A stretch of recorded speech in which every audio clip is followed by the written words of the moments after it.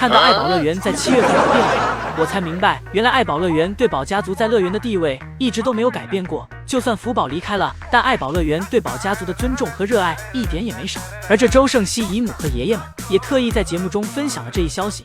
이번 주는 이제 7월달 바오 생일 위크에 들어서면서 아이바오 그 쌍둥이 쪽, 러바오 쪽 이렇게 저희가 선물을 준비를 해봤는데 앞으로 변화된 전사장의 모습들 직접 오셔서 보시면 좋을 것 같습니다. 现在的爱宝乐园宛如一个熊猫主题的动物园，随处可见的大熊猫元素也证实着爱宝乐园对宝家的重视。而这周除了给宝家族添加新家具以外，瑞宝、辉宝这里爷爷和姨母们也都有在用心去陪伴。此时，瑞宝正在享受爷爷的按摩，瑞宝躺在爷爷怀里一动不动的，任凭爷爷的抚摸，很是乖巧。一会儿将爷爷起身时，瑞宝明显有一点不知所措的样子，心想爷爷你要去哪里？不过没事儿，爷爷走了，还有姨母在，有姨母在也是一样的。身后换成姨母后，瑞宝这里依旧很开心，将爷爷离开一会儿后，很快又回来了，手里还拿来了新鲜的竹子，这些是将爷爷刚跑到园区的山上采摘来的。将爷爷心想着嫩绿嫩绿的竹叶，瑞宝和辉宝一定会喜欢，但是与竹叶比起来，瑞宝好像更喜欢爷爷，抱着爷爷不放手。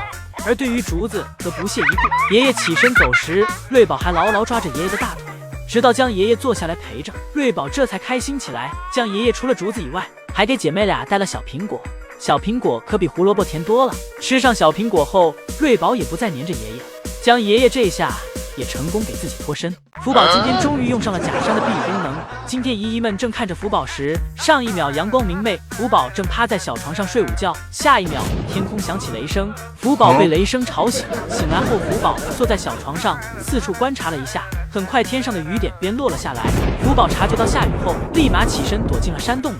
来到假山山洞里面后，静静地看着山洞外面的雨落下的样子。看着看着，福宝就倚靠在石壁上睡着了。这次雨天，福宝没有再害怕，因为这不是福宝第一次经历下雨天了。福宝之前在第一次独自经历下雨天时，福宝被密密麻麻的雨声以及时而响起的雷声吓得四处逃窜。当时福宝的本能反应就是找一个最隐蔽的地方躲起来。福宝当时藏进了园区的草丛里。为此，爷爷们在那天提前把通道门打开了，让福宝提前回家。福宝回到家后，将爷爷开始哄福宝，教福宝以后遇到打雷的话，要记得快点往家跑。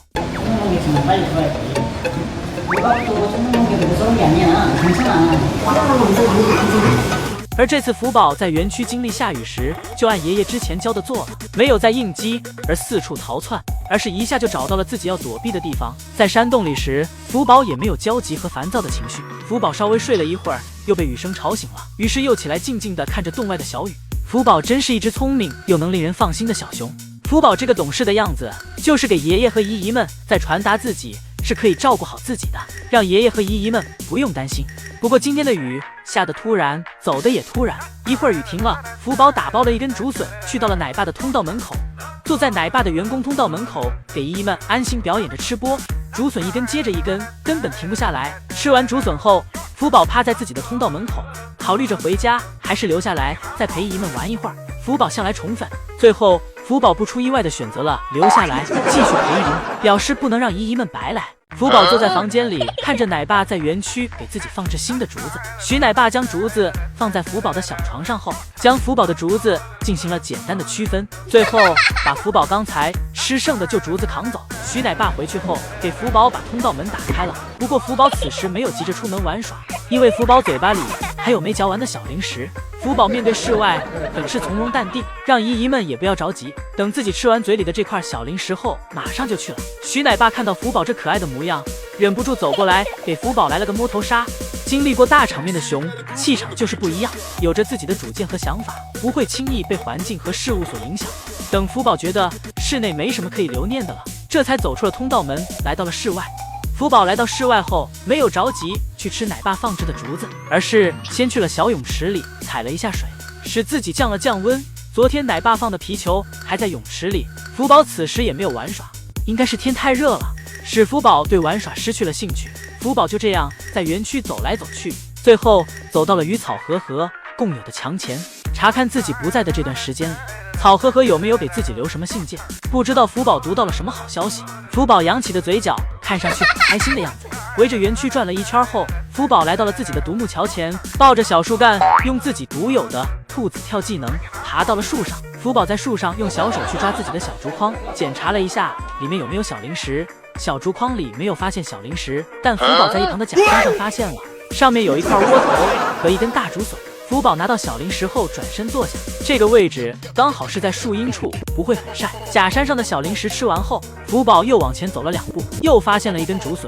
福宝此时感觉自己的园区到处都是竹笋，此把死的福宝回左消瘦，都不知道怎么放好了。宋三岁蹲在门口跟瑞宝谈着下班的条件，宋三岁出价1块胡萝卜，瑞宝表示不同意，至少再加1根竹笋。条件谈妥后，宋三岁回去给瑞宝开门，瑞宝则在通道门口处乖乖等待门开。今天下班点到了，瑞宝听到引导员姨姨发出了提醒游客们即将闭馆的声音后，回头望了一下，紧接着爱宝这里先走了回去。爱宝走后，宋三岁便来到了园区，呼喊着姐妹俩。此时的辉宝还在树上睡大觉，瑞宝听到声音后先走了过来，但是仍和宋三岁保持着安全距离。宋三岁眼看瑞宝不想搭理自己，只能自己主动了。宋三岁走上前问瑞宝能不能跟自己乖乖回家。瑞宝跟宋三岁谈起了条件，条件谈妥后，瑞宝这边便好办了。宋三岁直接给门打开，瑞宝痛快的回了家。而辉宝这里，宋三岁就需要思考一下了，因为辉宝此时还在睡觉。辉宝听到有声音靠近，立马起身坐了起来。宋三岁先是给辉宝一顿爱的抚摸和贴贴，使辉宝放松警惕。等辉宝放松警惕后，宋三岁绕到了辉宝身后，给辉宝的屁股从树杈中拖了过去。辉宝这时成了头朝下，不过辉宝的反应很快，给自己调转过身子来后，紧紧地抱住了树干。之后，宋三岁便跟辉宝在树缝之间展开了一场拉扯。此时就看谁能坚持得更久了。今天的宋三岁一定是吃了饭来的，体力方面完全碾压辉宝。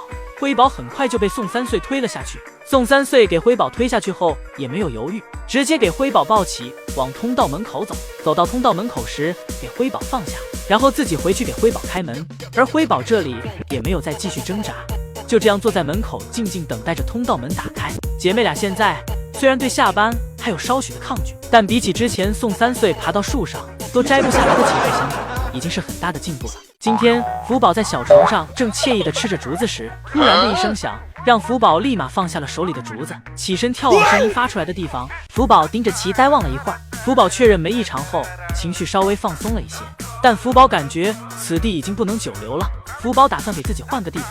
走之前，福宝还没忘带着自己的大竹笋。福宝带着大竹笋来到树上后，心情明显放松了许多。福宝这躺在独木桥和小树树缝之间的这个姿势，让姨姨们单从画面看上去就感觉到了福宝现在过得很幸福。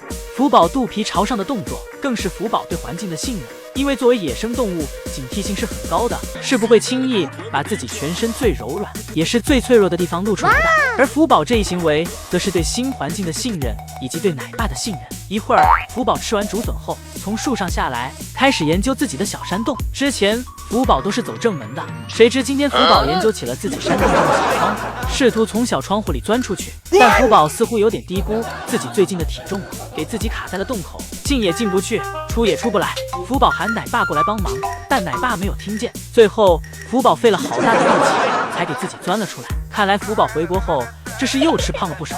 而最近，福宝和自己周边的几个朋友感情也越来越深了。前几天姨姨们看到了福宝和草和和的梦幻联动，今天福宝又跟一宝联动上了，俩人一起守在回家的门口，似乎都在呼叫着奶爸。这神同步般的模样，不禁让姨姨们猜想，通道门口里面是不是不隔音？一宝和福宝能够听到彼此的声音。福宝还特意往一宝这边走了走，这模样像是在问一宝，奶爸是不是在他那边。